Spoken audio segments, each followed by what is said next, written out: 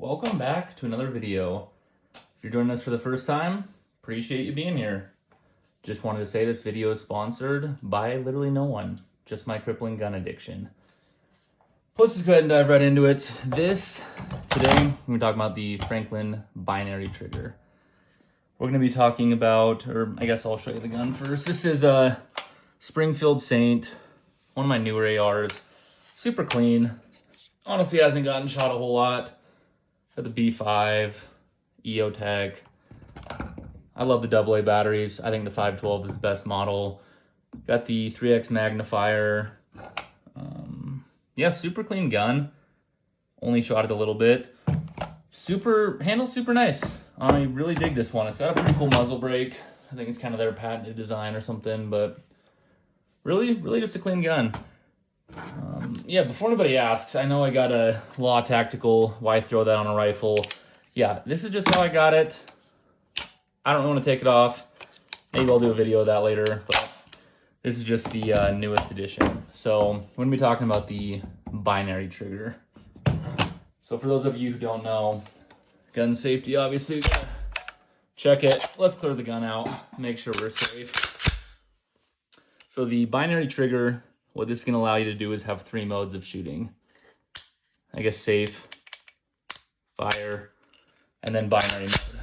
What this does is when you shoot, the gun is going to cycle. Now upon releasing of the trigger, it shoots again. So every trigger pull, let's flip that to binary mode. Shoot, charge, shoot. So with every trigger pull, when you're in the binary mode, is going to give you 2 shots. It makes for, faster double shots. They're not bad. These binary triggers have been around for quite a while. Way before all the force reset, super safety started coming out. I've had them for years. They're not bad. They're honestly, I'd say they're worth it. Maybe not worth, I don't know what these cost new still. $300-400, $200-300. Again, if you can get them for a decent price, they're actually not a bad trigger, but kind of going to show you the internals. It's going to look a lot like any mil-spec trigger, but there is going to be a few differences. So what we need to do first is go ahead and take this out. I got a bunch of tools here. Yeah, they're not too complex. Some videos you'll watch online, dudes will, I'll punch these out first. Dudes will kind of hype up the actual trigger as to like super hard to install, but they're not too crazy. There's a few parts you're gonna want to watch out for, but as you can see, make sure it's in view here. As you take the pins out, there we go. A lot of stuff's flying out here. Let's see what we're working with. There we go. Bunch of different pieces go spilling everywhere. Awesome. So now the trigger is completely out. You can see there's a lot of little pieces to it. The double disconnector switch, a lot of little springs. Now again, if you're getting this straight out of the kit, you're not going to need to break it down this far, but I just wanted to fully disassemble it all to show you how to put it back together. So this piece, as it sits in there, it needs to move. It has a cutout for this little spring right here. So you need to make sure that spring stays in there. So as you drop this in, now you're going to take this pin to line up the first disconnector into the trigger housing.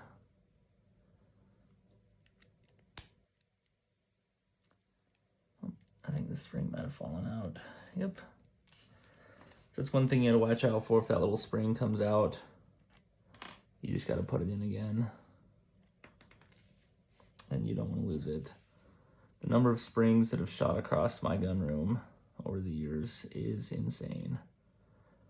I wish there was a Dundee Award for that. Most springs lost. Ironically, I find every single one. It's just a year later when I don't need it. It seems to have fallen out again. I'm kind of just positioning it to try to roll it back into where it needs to go. Another way, maybe you could put it in. So see how it rolled in there. So that spring is where that needs to be. Go ahead and put this one on top. First, you got to put that spring in back there. Because what happens is you select the binary mode. It basically pushes one of these disconnectors forward and back. I'll get this little clip to close it all up. There we go. Okay. So now this is all put together in here. That little spring should be like that.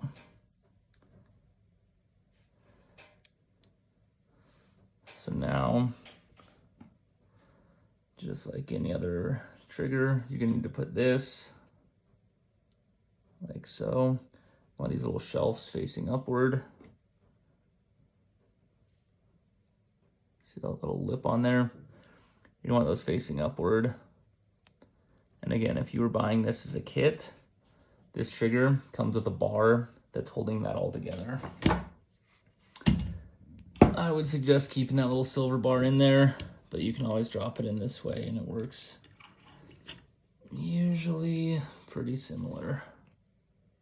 What I might even suggest is if you have extra parts lying around, you can make yourself a temporary placeholder to put the trigger through.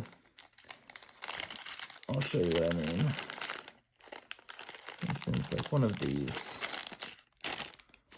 You can see that this is about the same thickness as one of these pins, but it's short enough to actually fit through the receiver there. So now, what I'm able to do is when I get my trigger, the spring is lined up in there, the disconnector, I can get all my pieces of the trigger sort of put in place.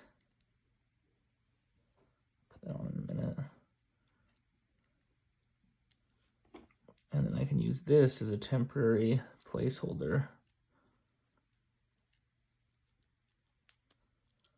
Because it's a little easier to line it up outside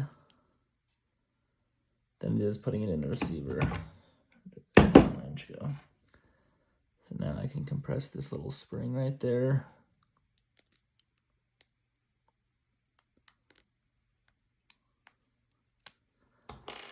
So now the trigger is essentially all lined up.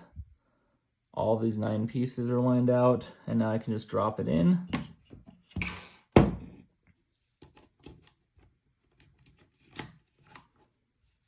And now it's a little more like a drop-in trigger where all I got to do is line that up and push it through.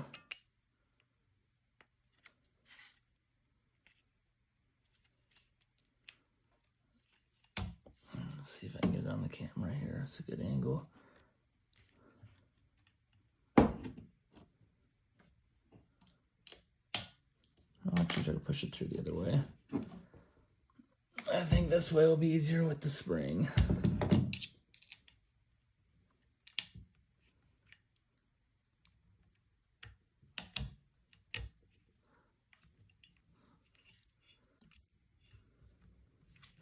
So you want to kind of keep tension on this as you're pushing it out. Not too much. I'm keeping tension on this back part as I'm just kind of lightly tapping this in through. This pin is almost completely out. All I gotta do is just line up that little bit and the trigger is put through. I will say having a detent like this makes it way easier, kind of as a placeholder to make that drop-in trigger. If you don't have that, still doable, just a lot more line that needs to be done. And putting the pin from this way and over, way easier, because the spring on this disconnector, as you push through this way, I feel like the tension isn't quite right. But if you push it through this way, then the tension's there. But as you can see, this moves forward. That's what that spring is in there for. For that to move forward as you flip through the modes. Now as you put the final hammer in, you gotta make sure that those ledges are facing the right way so those can catch. Now you're just gonna put the hammer in like you would any other hammer.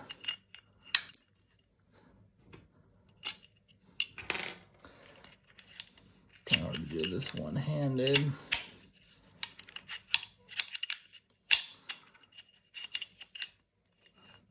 Still usually a little easier if you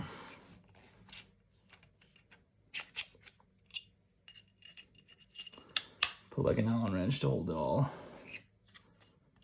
Now you can just slide that through.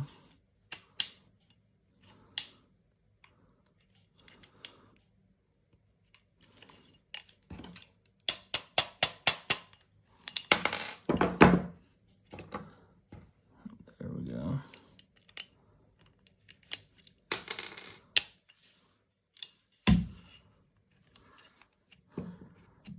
And that should pop right on through.